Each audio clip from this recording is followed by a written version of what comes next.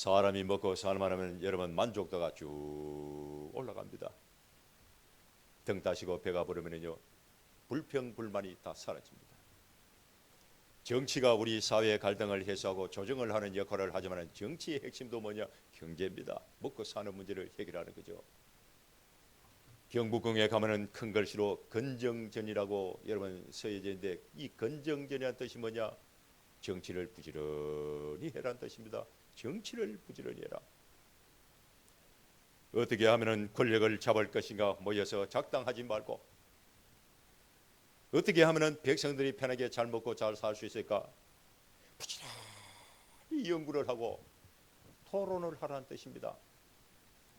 사람이 배가 부르면 나도 모르게 기분이 좋아지잖아요. 여러분 중요한 것은 배만 부르다고 해가지고 모든 것이 다 만족이 되느냐? 그건 아닙니다. 사람이 배가 부르면은 그 다음에 입도 즐거워야 되고 눈도 즐거워야 되고 귀도 즐거워야 되고 마음에는 여러분 기쁨이 있어야 됩니다.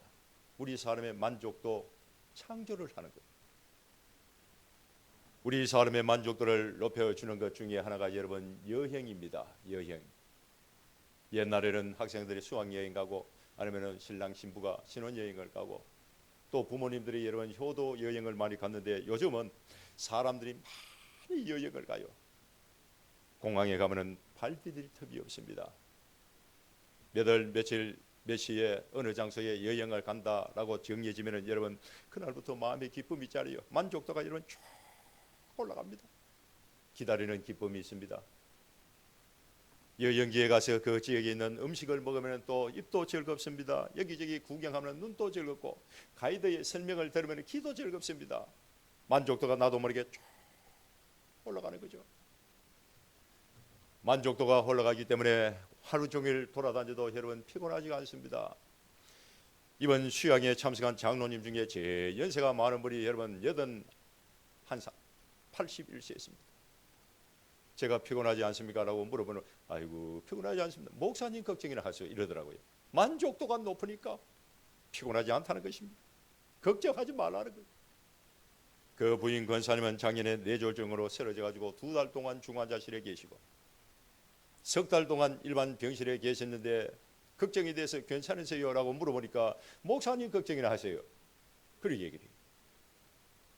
분명히 피곤하고 참 힘들 줄 다 아는데 괜찮다는 것입니다. 그 연세에 뇌졸중으로 쓰러졌다가 병원에 입원해 계시던 분이 여행을 가니까 얼마나 만족도가 올라가는지 여기저기 하루 종일 그냥 어디든지 다 따라다녀요.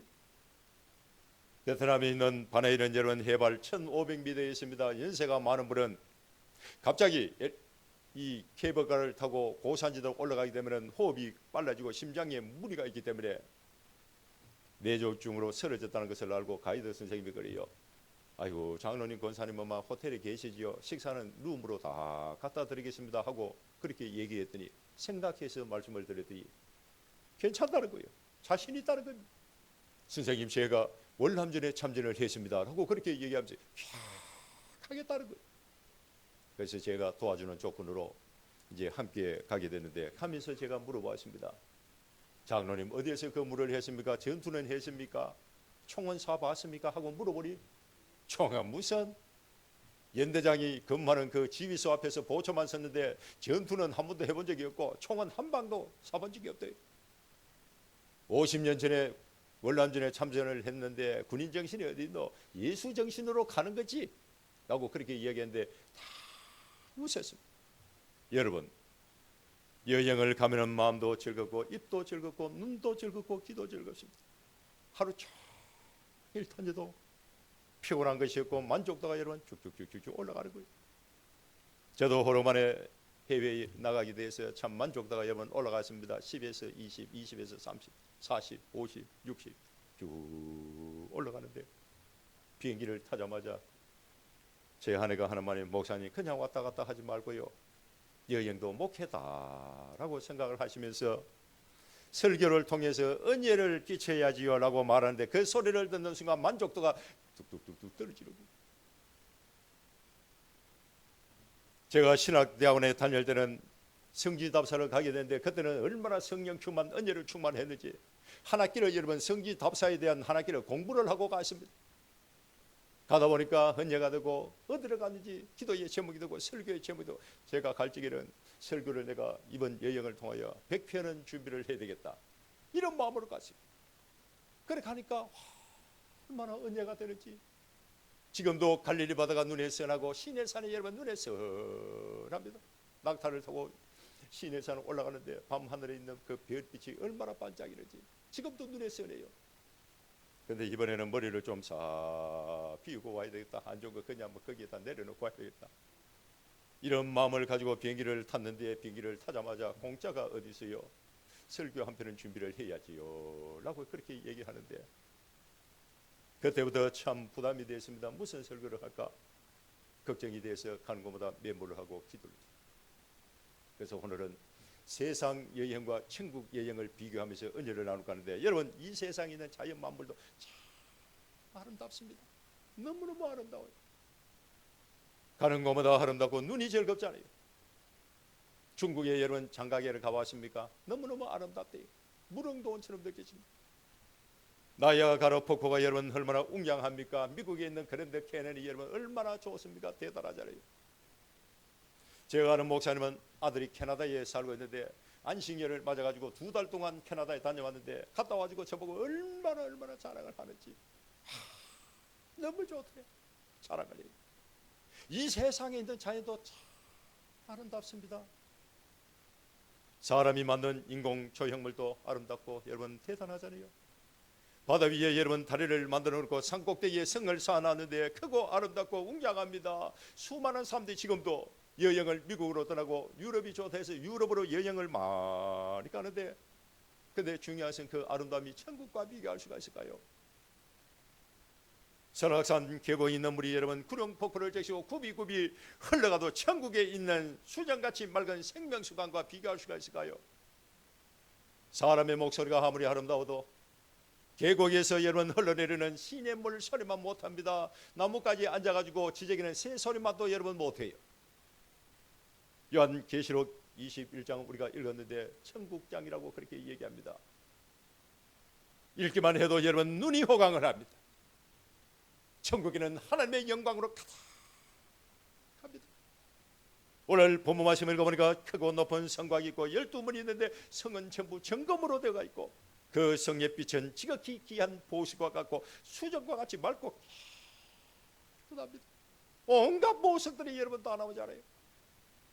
사람의 능력으로 어떻게 표현할 수가 없을 정도로 찬란하고 아름답습니다. 읽기만 해도 마음에 기쁨이 있고 눈이 호강을 하는 것 같아요. 길도 성곽도 전부 정금으로 되어 있습니다. 그 정금의 빛이 반사돼서 여러분 비치는 그 빛이 얼마나 아름다울까요? 천국에는 하나님의 영광이 가득하고 수정과 같이 맑고 깨끗한 생명수강이 여러분 흐르고 있습니다. 강 좌우에는 생명나무가 있는데 달마다 열매를 맺고 그 잎사귀는 만국을 치료하는 재료로 사용한다고 성경에 기록이 되어 있습니다. 천국은 이 세상에 있는 아름다움과 비교할 수가 없고 사람이 만든 조형물과 비교할 수가 없습니다. 여러분 돈이 많은 사람들 우주여행을 떠나는 시대가 열렸는데 그 우주가 아무리 아름답다 할지라도 천국과 비교할 수가 없겠죠. 읽기만 해도 기분이 좋고 상상만 해도 기분이 좋은 곳이 어디냐? 천국이에요. 천국. 베트남 여러분 날씨가 참 덥습니다. 여름이 되면 40도 이상 올라가잖아요. 너무너무 더워요. 그러니까 여러분 날씨가 덥다 보니까 사모작 오모작을 하는 거예요. 프랑스 사람들이 베트남에 쳐들어가지고 식민지로 삼았는데 날씨가 너무너무 더우니까 견디지를 못하는 거예요. 그래서 더위를 피해가지고 해발 1500m의 휴양지를 만들어 놨는데 그곳이 바나힐입니다. 케이블카로 타고 여러분 올라가다 보면 폭포가 흘러내리는데 경치가 참 아름답습니다. 정상에 올라가면 시원합니다. 해발 1500m가 이렇게 되니까 밑에는 덥지만 1500m 거기 가면 너무너무 시원합니다. 여러분 그렇게 웅장하게 아름답게 멋지게 만들어 놓으면 뭐합니까? 갈 때마다 비가 와서 10m 앞이 보이지 않고 여러분 안개가 찹니다. 앞은 보이지 않고 길은 미끄럽고 사람은 많고 여러분 넘어지면 큰일 나요. 전부 비옷을 입고 다니는데 누가 누군지 모릅니다. 어떤 목사님이 고함을 질러요. 작년에 여기서 500명이 헤어졌다고 합니다. 사모님 손 꼭 잡고 다니라고. 안개가 비가 많이 와가지고. 그런데 천국에는 여러분 더위가 없습니다. 더위가 없기 때문에 선풍기가 필요 없습니다. 에어컨도 필요가 없습니다. 천국에는 비가 오지 않습니다. 우산이 필요 없습니다. 천국에는 안개가 없습니다. 항상 맑은 날씨인 줄 여러분 믿습니다. 춥지도 않고 덥지도 않고 가장 이상적인 온도를 유지하고 있습니다. 23절 말씀을 읽어보면 그 성은 해나 달의 비침이 쓸데없어요. 이는 하나님의 영광이 비치고 어린 양이 등불이 되십니다 하고 기록이 되어 있습니다. 천국에는 밤이 없습니다. 이런 전기불이 켤 필요가 없어요. 천국에는 하나님의 영광이 가득하고 어린 양 예수님이 등불이 되어 있으셔서 여러분 환하게 밝습니다. 너무너무 환하게 밝습니다. 4절 말씀을 읽어보면 모든 눈물을 그 눈에서 닦아주시니 다시는 사망이 없고 예통하는 곳이나 고가는 곳이나 아픈 것이 없다 라고 기록했는데 천국에는 아픈 사람이 없습니다. 눈물이 없습니다. 병원이 없습니다. 약국이 없습니다. 천국에 가면 그저 싱글벙글 좋아가지고 할렐루야 찬양만 부릅니다. 호얀에 갔는데 사람이 얼마나 많이 있는지요. 발 디딜 틈이 없습니다. 전 세계 사람들이 여러분 다 모여 있습니다. 이상하다, 여기에 사람이 왜 이렇게 많은가 알아보았더니 다낭에 여행을 온 사람이 여러분 갈 데가 없어가지고 그 호얀이라는 고대 도시, 여러분 그 작은 도시에 전부 다 몰려오는 거예요. 이런 아침에는 사람이 없습니다. 한밤에는 사람이 없습니다. 초저녁에 저녁이 되니까 갈 데가 없으니까 전부 그 도시에 나와가지고 구경을 하는데 얼마나 많은지 발 디딜 틈이 없습니다. 숨도 못 쉬겠더라. 여러분 저녁 6시에 저 국제시장에 한꺼번에 한 10,000명, 20,000명 모이면 어떻게 되겠어요? 얼마나 복잡하겠습니까? 여러분 무슨 뜻입니까? 공간이 좁다는 뜻이에요. 공간이 좁다. 작은 도시에 한꺼번에 사람이 모이니까 복잡할 수밖에 없고 복잡하니까 불편할 수밖에 없는 거예요. 공간이 좁다는 거예요. 그러나 천국은 아주 넓습니다. 16절 말씀을 읽어보면 그 성은 네모가 반듯하여 길이와 너비와 높이가 같은데 청량을 해보니까 12,000 스타디온이라고 기록이 되어 있습니다. 12,000 스타디온에 여러분 2,300km를 의미하는데 이루 말할 수 없는 공간이에요. 천국에는 여러분 온 세상 사람들이 다 들어가도 다 여행을 가도 복잡하지 않습니다. 여러분 천국 자체가 하나님이 거하시는 지성소입니다. 천국은 그 아름다움이 완벽합니다. 완벽하다 보니까 만족도가 여러분 100% 이상이죠. 세상 여행은 아무리 아름다워도 불편한 점이 있고 부족한 점이 여러분 있습니다. 세면대에 물이 내려가지 않습니다. 타월이 부족합니다. 제가 아는 목사님은 물을 잘못 마셨는지 설사가 나가지고 여행을 다니지 못하고 하루 종일 호텔에만 있었습니다. 음식이 됐건 잠자리가 됐건 날씨가 되었건 교통이 됐건 반드시 한두 가지는 불편하고 부족한 점이 있습니다. 그러나 천국은 완벽합니다.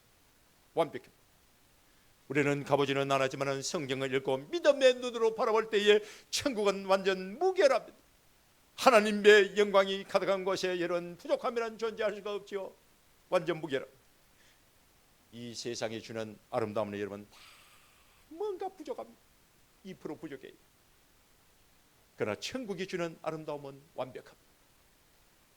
여러분 세상 여행도 중요하지만 천국 여행을 꼭 하십시오. 내 인생의 마지막 순간 천국 여행이 여러분 기다리고 있습니다. 중요한 것은 아무나 천국 여행을 갈 수가 있느냐? 가지 못합니다. 자격이 있어야 됩니다. 오늘 본 말씀 27절 말씀을 읽어보면 속된 것, 그 다음에 가증한 일, 거짓말을 하는 사람은 천국 여행을 할 수가 없습니다. 하나님이 허락하지 않습니다. 속된 것은 헬라어로 코이노스, 모독적이다라는 뜻을 가지고 있는데 우상 숭배를 의미합니다. 여러분 하나님을 믿지 않고 우상 숭배하는 자라면 천국의 여행을 할 수가 없습니다. 하나님이 티켓을 발행하지 않습니다. 하나님이 허락을 하지 않습니다. 가정한 일은 타락한 인생들의 범죄 행위를 의미합니다.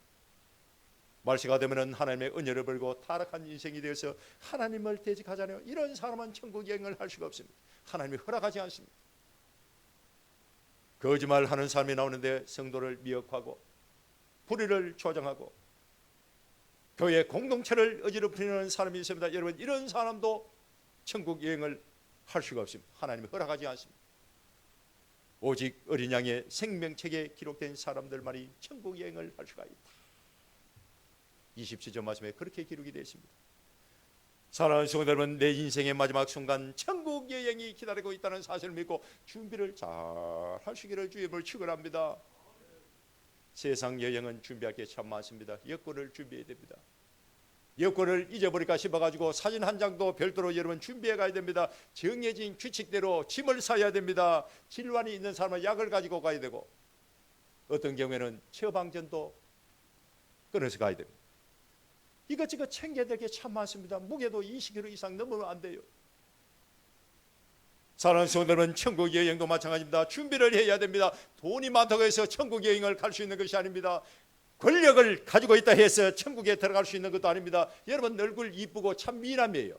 그 얼굴 가지고 들어갈 수 있는 게 아닙니다.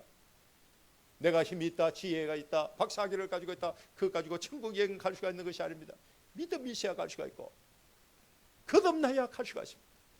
예수님을 나의 구주로 믿고 죄 사함 받고 성령 받고 거듭나야 천국 여행을 할 수가 있습니다. 여러분 우리가 예수님을 나의 구주로 믿기만 하면 죄 사함을 받게 되면 죄의 무게는 0입니다. 0이에요. 세상 여행을 가려면 3시간 전에 공항에 도착해가지고 줄도 서야 되고 기다려야 되잖아요. 입국 심사도 해야 됩니다. 보안 검색도 해야 됩니다. 선글라스 벗어야 됩니다. 신발도 벗어야 됩니다. 허리띠도 풀어야 됩니다. 외투도 벗어야 됩니다. 얼마나 까다로운지. 조금만 이상하면 뭔가 기계를 가지고 갖다 대요. 근데 천국 여행은 여러분 믿음만 있으면 갑니다. 할렐루야. 믿음만 있으면 갑니다. 미리 보따리를 살 필요가 없습니다. 3시간 전에 도착할 필요 없습니다. 입국 심사도 없고 보안 심사도 할 필요 없고 믿음만 있으면 오케이 통과하는 거예요. 어떤 사람은 비행기 타면 멀미를 하는 사람이 있는데 비행기 타기 전에 멀미하잖아요. 제가 아는 목사님 사모님은 고소공포증이 있어서 비행기를 못 타요. 그런데 천국 여행은 멀미하는 사람이 없습니다. 천국 여행 갈 때 여러분 고소공포증이 없습니다. 믿음만 있으면 갈 수가 있고 생명책에 내 이름만 기록이 되시면 갈 수 있습니다. 하나님이 어느 날 야야 천국 여행 가자라고 말하면 그냥 따라가면 됩니다. 한밤중에 가는 사람도 있습니다. 기도하다가 가는 사람도 있습니다. 하나님이 가자 하면 가야 돼요. 세상 여행은 여러분 100% 다시 돌아오잖아요. 여러분 베트남도 유럽에도 어디를 가가지고 갔다가 다시 되돌아와야 됩니다. 다시 돌아와가지고 하는 말이 아이고 내 집이 제일 좋다. 집 나가는 그냥 고생이야 라고 말하면서 된장찌개 끓여가지고 김치부터 찾습니다. 그러나 천국 여행은 갔다 하면 돌아오지 않습니다. 너무너무 좋아가지고 돌아올 생각을 하지 않습니다. 만족도가 120% 300% 올라가는데 왜 돌아옵니까? 너무너무 좋아가지고요 거기에 그냥 그대로 눌러 삽니다. 영원히 삽니다. 천국에 들어가는 순간 근심 걱정은 다 사라지고 기쁨이 충만해서 내가 세상으로 돌아가야 되겠다 이런 생각 자체가 나지 않습니다. 천국 여행에 대한 생각만 해도 얼마나 행복하지. 돈이 있어도 살 수가 없는데, 권력을 가지고 있어도 내가 살 수 없는 천국 여행 티켓을 내가 가지고 있다는 것이 얼마나 감사하죠. 내 인생이 하나님과 연결이 되어 있고 내 신앙과 믿음이 천국과 연결이 되어 있다는 것이 얼마나 감사하죠. 내 이름이 생명책에 기록이 되어 있다는 이 사실이 믿어지는 것이 얼마나 감사하죠. 내 인생의 마지막 여행이 천국 여행이 있다는 것을 생각할 때마다 얼마나 감사하지. 하나님 말씀 속에 천국에 대한 이야기가 기록이 되어 있고 이게 또 믿어지고 있다는 것이 얼마나 감사하지.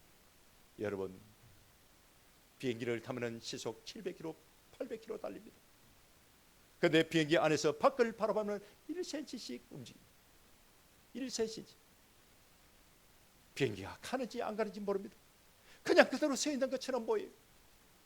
구름이 쫙 깔려있으면 그냥 정지되어 있는 상황처럼 그렇게 보입니다. 그러나 어디 갑니까? 700km, 800km 달리고 있습니다. 창밖을 바라보면 하얀 구름이 여러분 쫙 깔려있는데 그냥 뛰어내리고 싶어요. 마음이 편안합니다. 조용히 눈을 감고 있으면 하나님의 평안이 내 마음에 그냥 밀려오잖아요. 얼마나 평안하지. 하나님 주시는 평안을 잠시나마 누릴 수가 있습니다. 어떤 부자가 아들 데리고 시골에 갔습니다. 가난하게 살고 있는 사람들이 어떻게 살고 있는지 보여주려고 데리고 갔다가 일주일 만에 돌아오는 길에 아들에게 묻습니다. 얘야, 너 무엇을 보았느냐? 그 가난한 사람들 사는 모습을 보고 무엇을 보았느냐? 재미는 있었느냐? 라고 물어보니까 아들이 말합니다. 예, 좋았습니다. 그래, 그럼 그 가난한 사람들 통하여 너는 뭘 배웠느냐? 라고 물어보니까 이 아이가 하는 말이에요. 우리 집에는 마당에 수영장이 있지만 그 사람들은 바다 전체가 수영장이던데요. 우리 집에는 정원에 백일떡이 있는데 그 사람들 마당에는 하늘에 별이 반짝반짝 빛나던데요. 우리 집은 100평, 200평밖에 안 되지만 그 사람들은 넓은 들과 바다와 하늘과 함께 살고 있던데요. 우리 집에는 우리 가족과 하인 5명이 살고 있지만 그 사람들은 온 동네 사람들과 더불어 웃고 떠들며 함께 더불어 살고 있던데요. 이번 여행을 통하여 내가 얼마나 외로운 사람인지, 우리 집이 얼마나 가난한지 제가 그걸 깨닫고 알게 됐습니다. 아들이 아버지에게 그렇게 얘기를 했습니다. 사랑하는 성도들은 내가 바라보는 관점에 따라서 내 인생이 행복할 수가 있습니다. 또 불행해질 수가 있습니다. 내가 어떤 관점에서 바라보느냐 여기에 따라 가지고 이 세상이 아름답게 볼 수도 있고 추하게 볼 수도 있습니다. 내가 어디를 가든지 내가 느끼는 감정에 따라서 이 세상이 따뜻한 봄이 될 수도 있고 차가운 겨울이 될 수가 있습니다. 여행도 마찬가지입니다. 똑같은 장소에 여행을 가도 어떤 사람은 돌이나 사람만 보고 옵니다. 어떤 사람은 그냥 배가 터지게 먹고 설사나 쭉쭉 하고 옵니다.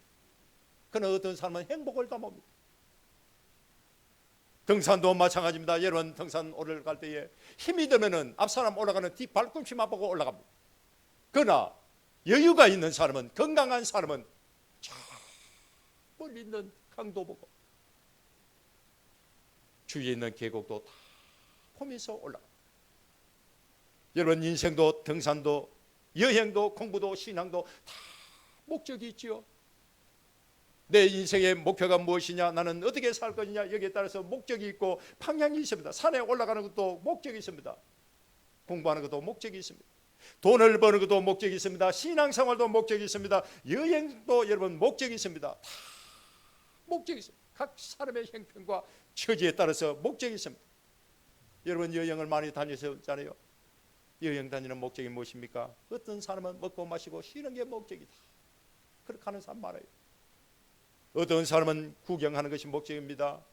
그 지역에 살고 있는 사람들이 즐겨 먹는 음식을 맛보고 푹 쉬는 것도 중요해요. 그것도 목적이 될 수가 있습니다. 구경하는 것도 목적이 될 수가 있습니다. 어떤 사람은 공감이다라고 말합니다. 공감. 우리와 차이를 발견하고 공감하고 이해하는 것도 목적이 될 수가 있습니다. 어떤 사람은 배우는 것이다라고 그렇게 말하는 사람이 있습니다. 그 사람들의 언어를 배우고 문화를 배우고 배우는 것이 목적이 될 수가 있습니다. 나의 문화유산 답사기를 쓴 유홍준 씨는 만납니다라고 말했습니다. 여행하는 목적이 뭐냐? 만납니다. 조선시대 폐허가 된 사찰 아무것도 볼 것이 없습니다. 쪼개진 불상 그 뭐 볼 게 있어요? 아름다운 정자를 보면서 그 시대에 살았던 사람들 만나고 문화를 느끼고 체험하는 것이 여행의 목적이다라고 말해요. 저는 이 말에 100% 공감을 합니다.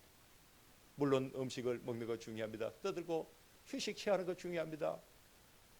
구경하고 오는 것도 중요합니다. 그러나 만나고 느끼는 것이 더 중요하죠. 여러분 우리가 왜 천국 여행을 해야 되느냐?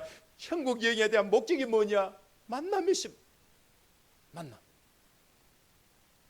21절 말씀을 읽어보면 천국에 누가 계십니까? 하나님이 계십니다. 그 하나님께서 저와 여러분들 눈물을 닦아주십니다. 천국에 누가 계십니까? 예수님이 계십니다. 두 발을 벌리고 이제 왔느냐라고 말하면서 여러분들을 안아주실 것입니다. 천국에 누가 계시느냐? 믿음의 선진들이 거기에 있습니다. 나와 함께 신앙생활했던 성도들이 거기에 있습니다. 나를 낳아주고 나를 길러주신 부모님이 거기에 계시고 사랑하는 가족이 거기에 계십니다. 그러므로 천국 여행의 목적이 뭐냐? 만남이 있습니다. 천국 여행은 먹고 마시고 푹 쉬고 구경하는 것이 여러분 있는 것이 아닙니다. 만남이 있습니다. 만남. 하나님을 만나고 예수님을 만나고 믿음의 선진들을 만나고 가족을 만나고 함께 신앙생활했던 성도를 만나는 만남에 있기 때문에 내 인생 마지막 여행이 천국 여행이 여러분 되는 거예요. 여러분 이 세상에 아무리 좋은 곳에 여행을 많이 다닌다 할지라도 천국 여행을 능가할 수가 없습니다. 이 세상에 있는 아무리 많은 좋은 곳에 여행을 다니고 맛있는 음식을 먹었다 할지라도 천국 여행을 하지 못한 그 인생은 실패한 인생이 되고 말입니다. 여러분 믿음 준비 잘 해서 내 인생의 마지막 천국 여행이 이 세상에 있는 그 어떤 여행보다도 더 아름답고 멋지고 행복한 여행이 될 수 있기를 여러분 주의 이름으로 축원합니다. 기도하겠습니다.